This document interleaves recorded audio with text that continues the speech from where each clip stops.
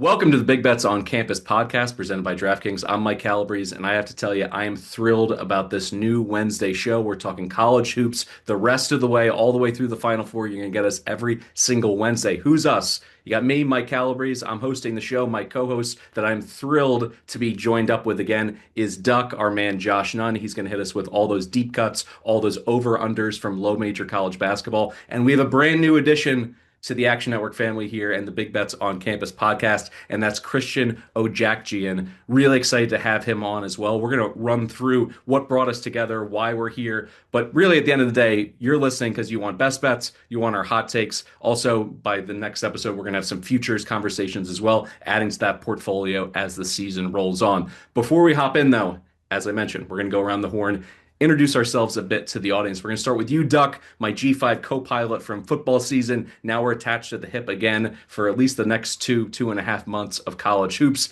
Talk to me about what brought you to college basketball. We know your acumen, everything you do on the gridiron in terms of FCS football, G5 football, but talk us through college hoops. Yeah, college hoops is one of my favorite sports to watch and bet. You get a long season. There's a lot of different elements and stages to the season.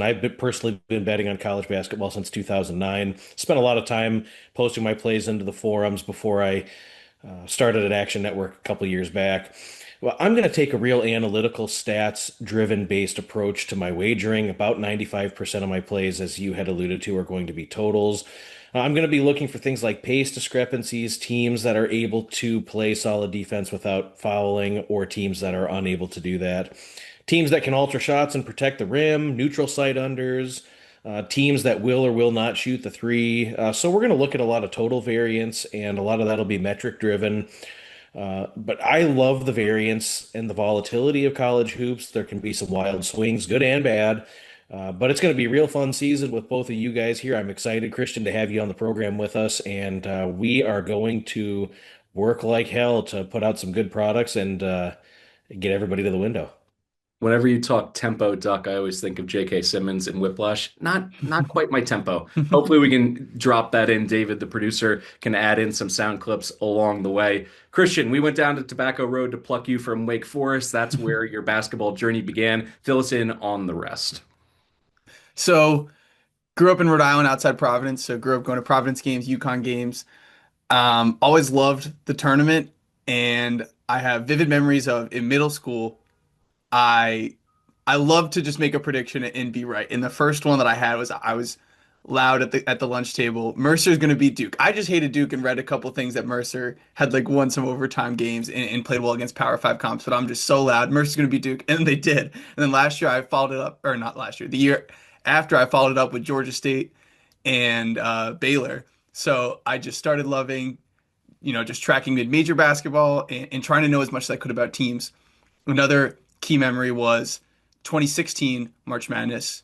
Florida State was a 9 seed, and they beat Xavier in the second round, and then they beat Gonzaga in the Sweet 16. I remember watching them in those games, and I'm like, this team is so good.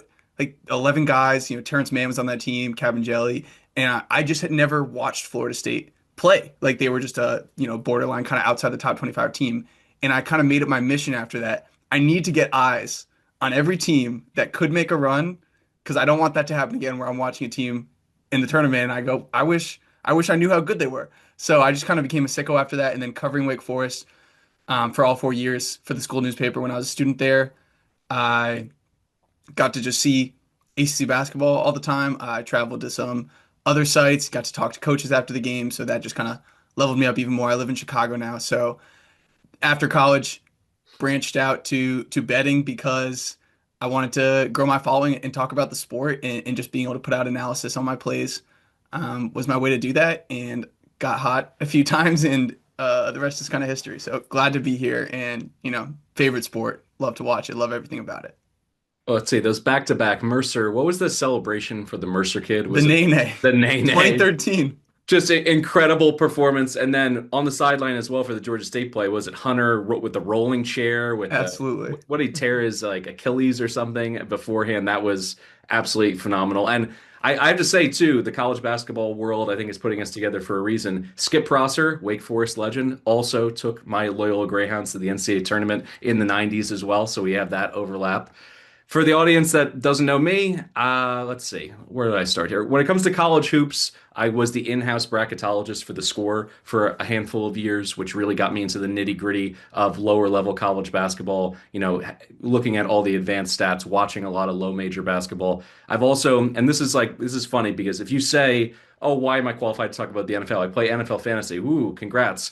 I've run a college fantasy basketball league for 18 years that features all 365 Division One teams. So there is no one that slips through the net in terms of statistical monsters. So I can really tell you just about every single league in all of college hoops, who are the top five players, who are the guys to keep an eye on. And that can be really helpful in terms of doing your homework before locking in a bet during non-conference season. You saw it with like Northern Colorado the other night against Texas Tech. I was going to be on them if Denker played. He ends up sitting. He has that injury. They're not, a league that where they have to have injury reports. They end up covering anyway. But the point being is that you need to know who the instrumental players are at that level because the drop off from a top scorer in a Big Sky to the next guy off the bench is monumental. Where sometimes at the high major level, a single player can be overblown in terms of line movement. Outside of that, I've been, with Action since 2019. I came in through the same door, which was low major basketball, covering that. So that still remains kind of my sweet spot.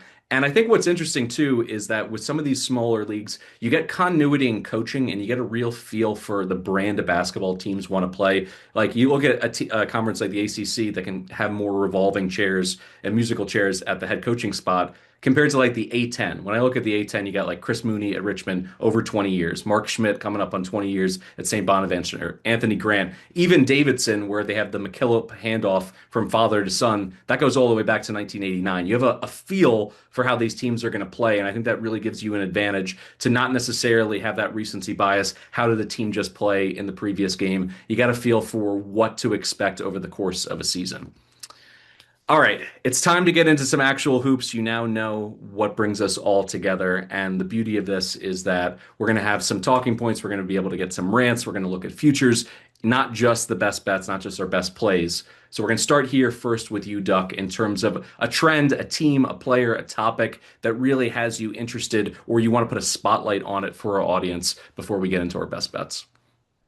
Yeah, and I've got 2 points to make. I'll be quick on both, but speaking of the kind of the mid-major theme, the A10's a really good league this year. You look up and down this conference, you have the consistency in the coaching regimes, as you had mentioned, but you've got a collection of excellent teams: George Mason, Richmond, St. Louis, St. Bonnie, Dayton, and I haven't even mentioned the usual suspects yet: Virginia Commonwealth and Rhode Island. This could be a really fun league this year as the A10 kind of develops through their conference slate. Maybe a two-bid league, perhaps. And then another super under the radar team. I think Tulsa could be really good this year. They were a complete meltdown at Kansas State away from being undefeated. They were up 5, 48 seconds left, lost. They have wins over Rhode Island, Northern Iowa, a really under the radar New Mexico State bunch. And the roster, I really like what they did with the roster this year. Tylen Riley from Cal Baptist came over, David Green from Rhode Island, Miles Barnstable from St. Thomas, major contributors for Tulsa, and just a really feisty group. Just a group that can get to the foul line and they make their free throws, which is important. They shoot the three well. They don't allow second chance points on the defensive end. We saw Conkle do this at Louisiana Tech. He couldn't quite get over the hump with building up the Louisiana Tech roster the way he wanted to construct it, but Tulsa could end up being one of those teams we're talking about in March that maybe makes a little noise in the NCAA tournament. Just a really tough out and a team that I think is going to pile up the wins as this season continues. When you look at a big ticket or an overarching theme in college hoops, tempo is also really important to you in your breakdown, Christian. I mean, obviously Duck's going to talk about it from a totals perspective the entire way, but how does that fold into your nightly capping? Yeah, tempo is a really interesting thing because it's where there can be an inefficiency in the market in the sense of I'll use Vanderbilt St. Mary's as an example. They play in the tournament last year, 56-54 is your final because St. Mary's controlled the tempo. Vanderbilt couldn't generate easy shots, they couldn't force turnovers, they couldn't get anything easy. This year when they play in the Battle for Atlantis, I think was the tournament, 96-71 Vanderbilt. And they're all up in St. Mary's guards. St. Mary's can't control the glass like they did the year before, and Vandy's guards are pressuring it, and they're able to generate shots early on the shot clock and dictate that style. So that line was 3.5 for Vanderbilt. And Vanderbilt people are catching on now, but that was something that I felt like we had seen that matchup before. We'd seen how Vanderbilt got better and how St. Mary's didn't. And I was more confident Vanderbilt would be able to set that tempo. And on the other side, when it's two teams with similar tempos, right? How far extremes can we go? Like Alabama, USF will have been played after this podcast comes out, but you've got Nate Oates against Brian Hodgson, a coach who used to be under his staff at Buffalo and Alabama, and the total for this game is at like 180 or something insane. So with these two teams playing in this comfortable environment, does Alabama is the talent gap just on display and Alabama completely runs away, or is South Florida comfortable, with two offenses just kind of playing five out and rocking out, and it kind of balances out, and there's value on the points with the Bulls. So I think tempo is a really interesting thing of where can there be a discrepancy in the market based on what the metrics are factoring in versus actually on the court, who can really emphasize, the way they want to play. The other thing that you mentioned is kind of how teams travel. We talk about it in college football. If you can run the ball, control tempo, and then play good defense, that travels, whether you're playing neutral site or a true away game. When it comes to college hoops, rebounding and bigs, particularly in this spread out era, positionless era of basketball, if you can dominate there and you can get extra possessions, offensive boards, and also keep opponents off the offensive glass, that can be very valuable in away game situations, particularly when you're catching points.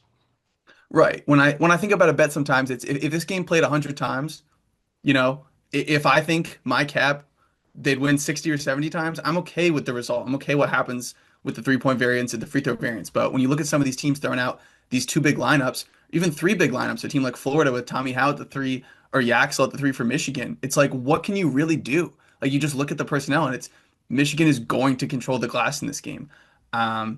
And I think that means they're going to travel well too. A lot of these teams that can really just control the glass and just be bullies, like Tennessee against Louisville last night. Another example of that, just physically overwhelming. And of course, the whistle in college basketball varies in leagues and as the season goes along. But physical dominance is something that is, there's less variance to that because at the end of the day, if you're generating way better shots, you're going to win the game. So I try to think about that, but don't want to rely on that too much and think, watch Alabama go beat St. John's, right? In a game where on paper, Alabama shouldn't be able to, St. John should get 25 offensive rebounds in that game, but they didn't. So don't want to take shortcuts, but it's definitely an angle that I'm looking to focus in on. I'm going to beat Duck to this point, and it's the way that rosters are constructed right now with the transfer portal. It's something that I keep an eye on. You look at a lot of these top teams in terms of their talent, both, professional players coming in from Europe who have, the freshman status, but really they've been playing at a high level for years. You have the blue chip kids who are just more prepared than they were 25 years ago. In a lot of ways, they're resembling AAU super teams. They're just thrown together, and you see the chemistry come together throughout the season. And why I bring that up is I think it's important to not solidify your opinions, particularly on Power Four teams earlier in the year, because that can drastically change throughout the season. You can see teams have January swoons. You've seen it with UConn, when they won back-to-back national championships. They kind of took their foot off the accelerator in January a little bit, circled the wagons, got it together, played better team basketball, and just got better and better all the way to a national championship. So I think it's important to not necessarily make your mind up on a team the rest of the way based on how they're playing in December or January. And then when it comes to a Final Four ceiling, I look at the continuity rankings from KenPom. You look at last year's Final Four, I realized that it was all one seeds. But from a continuity standpoint, Houston was eighth, Auburn was 40th, Florida was 42nd. Now, Duke was the outlier there because they had so many freshmen, but 268th in the country. For the most part, though, that continuity really helped them in those grittier moments where they needed to come back. Florida came back, it seemed like, in every single game during their championship run. Now, this year, we have four KenPom top 10 teams already with loads of continuity. Purdue is 7th, UConn 17th, Iowa State 23rd, Houston 41st. And when I think about putting together my futures portfolio, risk versus reward, thinking about it in terms of like investing, high rate of return, stable returns versus, some of those wilder shots, I want to grab one of those four teams, if not multiple teams, from that high continuity bucket because at least I know what I'm getting. Whereas, some of these teams, I think BYU is a good example. Earlier in the year, it looked like, they certainly had the talent. The pieces weren't always fitting together in terms of usage, who was taking more shots. This offense is going like this in the last 4 games. It's a game I'm going to bring up on Friday night as well. But just something to consider about how teams change and evolve, and the teams that you basically know, they're already fully baked at this point in the season. All right, Duck, I'm going to kick it to you for one more thought in terms of roster construction and maybe a team that you're underwhelmed by thus far in the season. Yeah, I mean, the last thing that I'll add about the roster construction, this is just concomitant to the landscape of college basketball and the transfer portal at large. You now have situations like what Illinois just did, where they signed Tony Bilic from Croatia. He's going to show up at semester and he's going to play, and someone else is not going to play. And you're able to poach these guys so routinely from other places. And so you don't have these programs that develop over the course of time. And so what ends up happening, there's an element of compression where instead of playing together for 3 or 4 seasons and having 125 games together, well, that sort of continuity period needs to be built over 25 games before you get into the later stretch of the season. So that's a wise word to all the listeners to just, you can start to form opinions of who these teams are, but these teams are going to improve throughout the season and they're going to gel and play cohesively. And there are several teams that may look a lot different come March 1st than what they do today. So that's a really good point to make on roster construction. Unimpressive team. I mean, my goodness, Loyola Chicago. You talk about an NCAA tournament team that in recent years was still ranked at the top 100 level in KenPom. And these guys have fallen all the way to 309th in KenPom. You can check the historical ratings, and they've dropped each week this season. They have home losses against Mercyhurst, a bad Northern Illinois team, and most recently, hang on a minute, let me check my notes. Chicago State at home? Are you kidding me? These guys stink. They can't shoot. They don't get to the line. They play slow. They turn the ball over. It's just really bad hoops right now. And Valentine's been there for some time. I don't know what he's doing with this program, but Loyola Chicago should be on your fade list.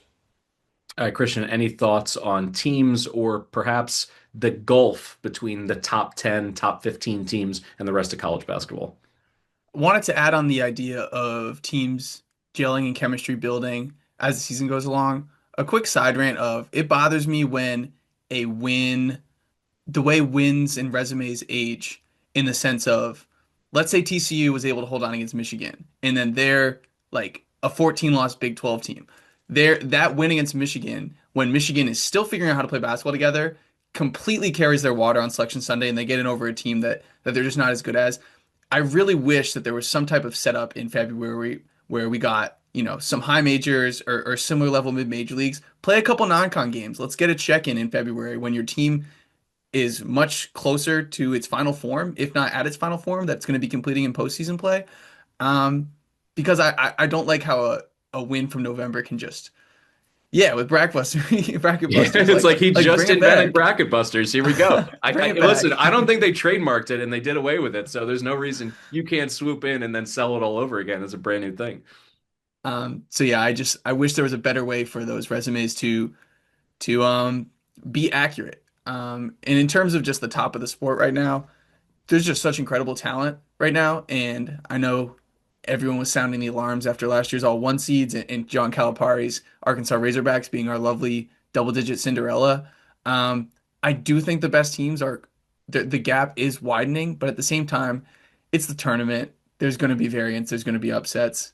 So I'm hoping we get that, but at the same time, I'm looking at just some of the talent. Like even if BYU has 3 players that can score, and the role players are just really thin, and you're just not getting out of the bench. At the end of the day, for a team to just beat a team with AJ DeMonster, Rob Wright, and Richie Saunders, it feels like I'm not comparing them to the big three Heat in Miami, but at the end of the day, it's like there's only 5 players on the court, and if you have 3 dudes that are the 3 most talented players on the court, like you have a shot.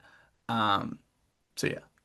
All right. I mean, for our first 3-man episode, I think this perfectly is working. We're moving the ball around because my final point is I'm someone who does the pitching in terms of like these are the teams that you should consider to make it to the second weekend from a true Cinderella perspective. I agree. Arkansas team as a 10 seed in name only, if what 4 or 5 blue chip kids, they don't count. But when I look at it right now, I'm a little bit worried in terms of our Cinderella bench because you start, obviously, the Zags don't count. You have St. Mary's, that's great. They're kind of a national brand at this point. When you start going down the line, the other teams that should be there, you look at Yale, right? Their best win is a shootout win over Akron in the Paradise Jam. They needed to shoot 47% from three in that game and make all 21 of their foul shots to squeak that one out. I'm not saying they have to beat Alabama on December 29th, but if they get boat raced in that game, I don't care how many games they win in the Ivy. It's going to be tough to get excited about the Bulldogs making a run, even though they've, sparked upsets in March before. They have a coach that knows his way around that tournament. The air comes out of the balloon a little bit for me if they get dog walks by Bama. Miami of Ohio, they're undefeated. But holy crap, is their schedule bad? Fourth worst in the entire sport. And I know that their backcourt can really shoot. Ipsaro, Byers, and Suter.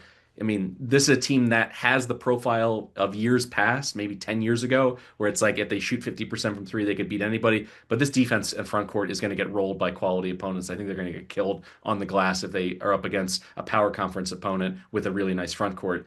And that leaves us Belmont, at least by my estimation, in terms of a team that we can get excited about at this point, but they've fattened up on cupcakes throughout, the non-con. Casey Alexander is a great coach, and he certainly knows how to, design a dynamic offense. They're five out. They move the ball seamlessly. They got, knockdown shooters everywhere. They're top 15 in every shooting metric that you'd want. Tyler Lundblade, by the way, is a March Madness darling waiting to happen.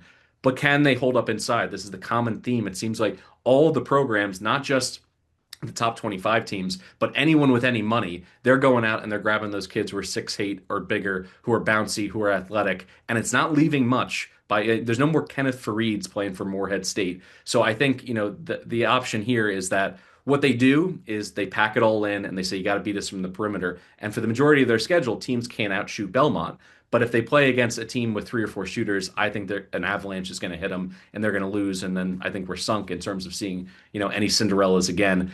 I'll pitch it to you, Christian. Is there a team that you feel, in your bones right now that if everything goes right, they can finally break through and give the people what they want, which is, 11, 12, 13 seed in the Sweet 16?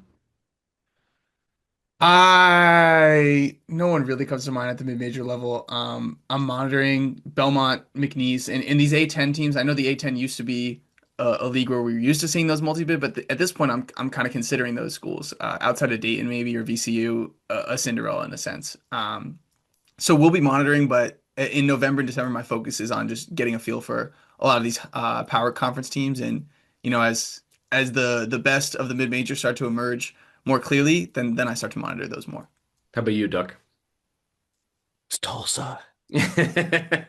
Just a little ASMR for Tulsa. I like it. It could be Tulsa, could be Colorado State. I think Colorado State is a group that's improving in this first year in the program for Farouk Manesh as head coach. Got a couple good wins over South Florida and Colorado, and this team will continue to improve as the season comes. I mean, exquisite three-point shooting team, really shooting in general. Colorado State just blazes the nets off of it. So I think that's a team that, depending on how many teams the Mountain West gets in, because you're reliant on them winning the league tournament. But if they don't and it's a multi-bid league, or if they do and they're the representative from the Mountain West, if Colorado State shoots in an NCAA tournament setting where you get a first and second round matchup, that's a team that can really make some noise. And a team that has been there before, had some chances in last year's tournament. I mean, we all remember Queen hitting that shot for Maryland to just bury the Rams, but I think Colorado State is a supremely talented team, and I like teams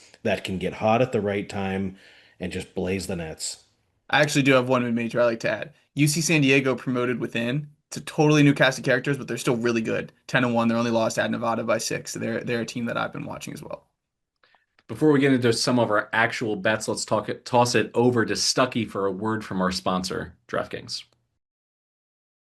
The Big Bets on Campus podcast has teamed up with DraftKings Sportsbook, where new customers can bet $5 and get $200 back in bonus bets if your bet wins. Love the thrill of live betting? DraftKings has got you covered there. Bet live on star player props and in-progress games right as they happen. To get started, use promo code BBOC when signing up with DraftKings. Again, that's code BBOC when signing up, and bet $5 to get $200 back in bonus bets if your bet wins. The crown is yours. Thanks, Duck. Don't miss out on any of the best bets by signing up for Action Pro. Action Pro gives you real-time alerts as soon as experts like Stucky, Duck, Colin Wilson, Christian, and myself track picks in the app. You'll get real-time money percentages as well to see where the smart money is flowing and access to our NFL player projections powered by Sean Kerner and his team. Soon, Dr. Nick will be bringing some of his college hoops player props as well. You can take advantage of all of that with Action Pro. Just go to actionnetwork.com/pro to get started and use promo code POD20 for $20 off an annual subscription. That's promo code POD20 for $20 off an actionnetwork.com/pro subscription. All right, time for the reason you're here. Some best bets. We're going to go around the horn, give out our top plays from Thursday and Friday. You got to bear with us a little bit. We're using some projections from Torvik, from Evan Mia. We're trying to get as close as possible. We will always be cognizant of this, try to give you a bit of a range. A lot of these projections throughout the season, they get sharper as they go, particularly Torvik. I'm usually shocked if it's off by more than a point, point and a half.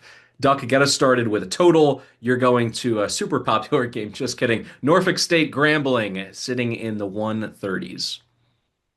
Yeah, and we're going to look under in this matchup. If it's 134.5 or a higher posted total, you'll see all of these plays that I talk about come through on the Action Network app, just so long as the lines get to where we assume they're going to be. But this will be a fun HBCU game at a neutral featuring the 309th and 321st most efficient offenses in the country. That means bad offense. Both these are defensive-minded groups that are play slow. They don't shoot from deep. They really don't shoot foul shots well. But both of these teams do play hard on defense, and they would be what I would be considered to be scrappy teams, they being Norfolk State and Grambling State. Seems like a real highly contested battle that both these teams are going to want to win. I like the fact that it's at a neutral, but I think both these teams could struggle to get out of the 50s. I've got the winner of this game having 60, 61 points. So at 134.5 or so, I like the under. Christian, talk me through Wisconsin Nova. Nova obviously has turned things around quickly under Willard, but they want to play very slow. Wisconsin would be happy to up the tempo, allow their offense to kind of kickstart a run or two, maybe a kill shot, and just pull away from Nova before they even know what hit them. What do you see between the Badgers and the Wildcats? Nova's only two losses to top 10 teams, but they haven't beaten anyone. Their best wins at home against Pitt. And I look at Wisconsin, it just seems like a really good buy low on them. They just lost by 30 at Nebraska. A game like that can get away from a high-powered offense like Nebraska, who's clearly a really good team at this point. They're up to 21st in KenPom, obviously a huge win at Illinois. This game's at Fiserv Forum in Milwaukee, so it's a semi-home spot, but I just think Wisconsin's a much better team, and Villanova's been great on the offensive glass. They're 18th best nationally. Duke Brennan, the Grand Canyon transfer, has been a monster. But Wisconsin's a really good defensive rebounding team. They're top 10 defensive rebounding. Nolan Winter's a beast. I think he's a sneaky NBA guy, honestly, and I think guys like Rapp and Boyd and Blackwell and Rhodey haven't really found their groove yet. I think this is a spot where they can, in the half court, just be the more efficient offense and find a way to get this one done. I expect it to be around a pick 'em or a small number for Wisconsin, and I would be comfortable laying anything up to 4. All right, let's stick with you. You mentioned, growing up in Big East country, lots of games at the Dunk. You like Providence over Seton Hall at home. I'm huge on Seton Hall this year, so there won't be many times I'm backing them, but beginning of conference play, I really like to lean towards the home teams. A lot of these we talked earlier in the show about, a lot of these rosters still kind of finding themselves at this point in the season, and non-con and conference are kind of two different worlds. And a Big East game in a rowdy environment, it's going to be tough for Seton Hall, I think. And Seton Hall's been elite at forcing turnovers. They're top 5 nationally in that category. And Providence has a bunch of different ball handlers. Jason Edwards being one of them, and they're top 50 and taking care of the basketball. I think this is one where I'm eyeing the under as well. I think even though Providence has a quicker tempo, I just think against Seton Hall's defense, those possessions could just be extended a bit. And Providence is getting 6 days since that really tough double overtime loss at Butler. I think it's a good get right spot to come home against a Seton Hall team that I like a lot, but still it's tough to get wins on the road in the Big East. And I would lean with the home team there. I think we'll get a good number. All right, Friday night, the Battle of Seattle, Washington Huskies out of the Big Ten traveling in the city to play Seattle U. A lot of market respect for Seattle at home. They've won 81% straight up of their home games since 2021. But this is different. This is going to be the Huskies. It's only a 15-minute bus ride. Their fans are going to be there. And there's no overlooking the Red Hawks in this spot because Danny Sprinkle and his staff, They lost this game last year. It was a really bad look on their home floor. And I just think this is a usual strength for Seattle at the low major level. When you look at Will Heimbrot in their front court, 6'7", a bouncy shot blocker. He handles the defense. Maldonado handles the scoring. The problem here is Hannes Steinbach. I'm not sure many people have watched him play. I know that the Huskies, they haven't made the Sweet 16, really in 16 years. It's been so long since they've been relevant in college basketball. This is one of the best players in the entire country. And the reason why he's flying under the radar, he had a bit of an injury. They had a rash of ankle injuries across this entire roster. So he missed a few games. But when he's on the floor, he's in the 99th percentile per Evan Mia in terms of his offensive impact. He's an absolute demon on the offensive glass. And in his two Big Ten games this season, he's averaged 26 points, 13 boards, 3 assists on 75% shooting. I think he's going to dominate this game. I'd lay up to 4.5. The projection's calling for it to be about 3. Any number around there, I think you need to pounce on it because the Huskies are 5-2 against the spread with Steinbach in the starting lineup, including 3 straight covers. All right, back to you, Duck, for another total. Yeah, this one's Thursday as well. Louisiana Lafayette and Southern Miss. If this totals at 137 or higher, we're going to look at the under. Louisiana cannot shoot the ball. They are one of the absolute worst offensive teams in the entire country. 357th per KenPom in adjusted offensive efficiency. They play very slow. They routinely work the possession clock down below 5 seconds or less. They oftentimes settle for low percentage shots, and they're turning the ball over on 22% of offensive possessions. Sub 300 level in shooting from 2, 3, and the foul line. You look at Southern Miss, they are playing way, way slower than in prior seasons. They're also a bad offensive team. They don't make three-point shots. They don't have any pace. And really outside of Isaac Taveras and Tyleik Weeks, this team is drawing dead on offense. This is just another one where I think the winning team will be in the low 60s, and I don't think ULL breaks 60 in this one. So I'm going to dive under on that one. Friday night on your card, you have a natural rivalry between North Alabama and Loyola Marymount out in California. One of the weirder road trips between two low major schools. What are your thoughts on this matchup? I mean, Loyola Marymount's more of a mid-major, but in general, this one is a tricky travel spot. Do you think the offense, at least from North Alabama, is going to be impacted? I do. LMU is one of my favorite under teams this season, and they went under on Tuesday night with UC San Diego. These guys are just so defensively focused. They really do have an underrated WCC defense. They defend without fouling. They contest everything. You're not going to run on these guys. And then offensively, Loyola Marymount, they're really void of any superstar scorers. And really, at times, we've seen this team just really struggle to operate. There's very little movement. They don't swing the ball to both sides. They don't play inside out. They'll do some pick and roll, some high ball screen stuff, but it's really, honestly, a pretty bland offense and easy to defend against. I look at North Alabama, a real slow-paced team. They cannot shoot the three. And 3 of their last 4 games against Division One opponents have landed 128 right on the nose. These are going to be 2 bland under teams squaring off. You know what to do. Projections are at about 139.5 here. We're going under.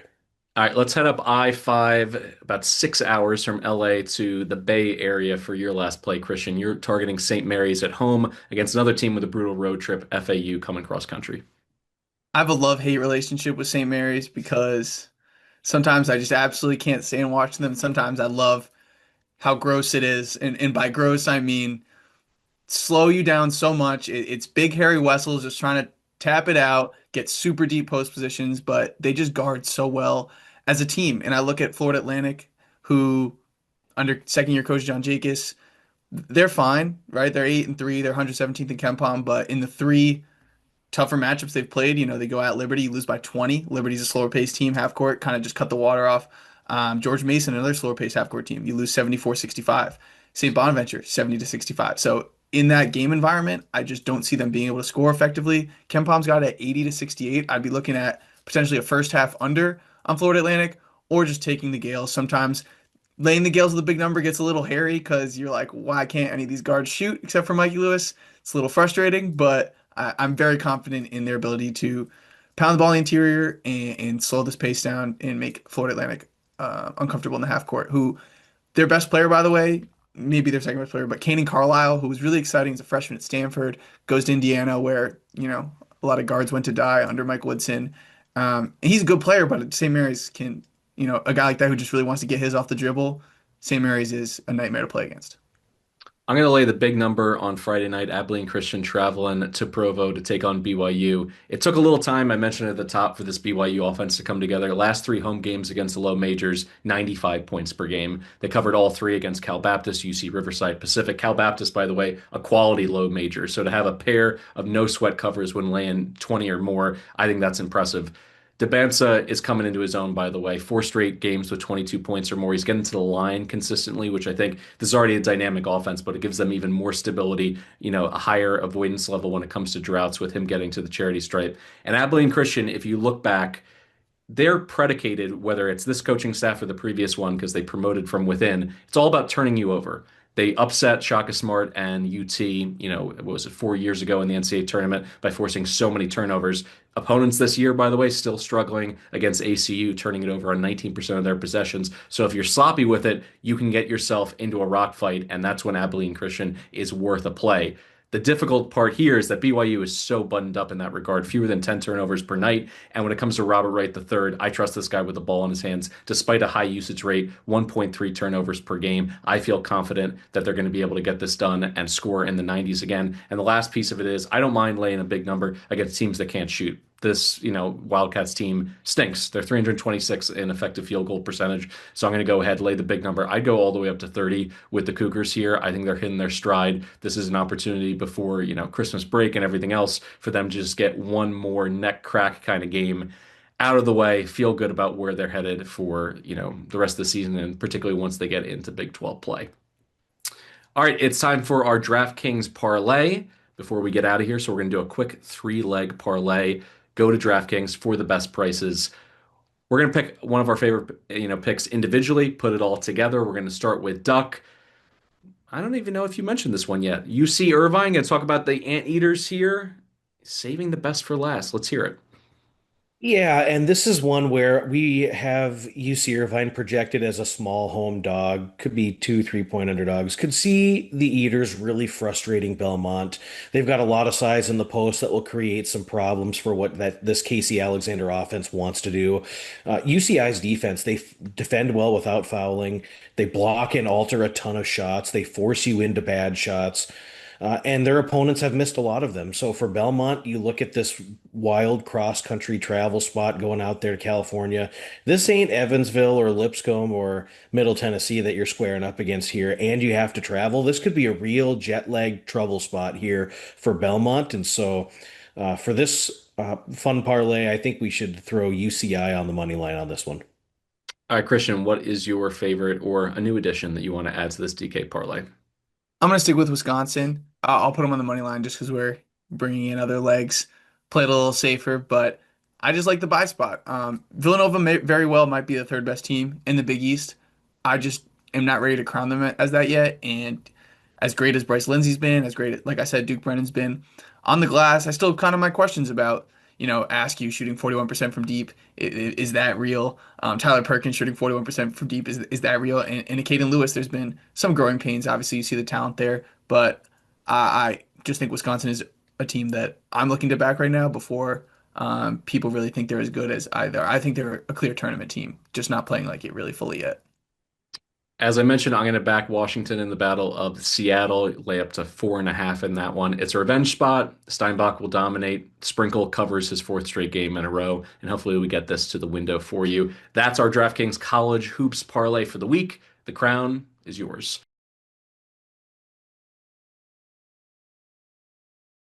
That'll do it for today's episode of the Big Bets on Campus podcast presented by DraftKings Sportsbook. A special thanks to Duck and Christian for joining me. We're going to be here every Wednesday the rest of the way during college basketball season, so be sure to subscribe to the podcast so you don't miss anything and leave us a 5-star rating and review. The next episode, we're going to pick out our favorite 5-star review and give you a future. You can go Naismith, you can go conference, Final Four, national title, whatever you want. It's on us, so be sure to drop us that 5-star rating and review. And if you're watching on YouTube, please subscribe and comment. It helps in the algorithm to spread the joy of college hoops, gives us a chance to build the brand and reach a new audience.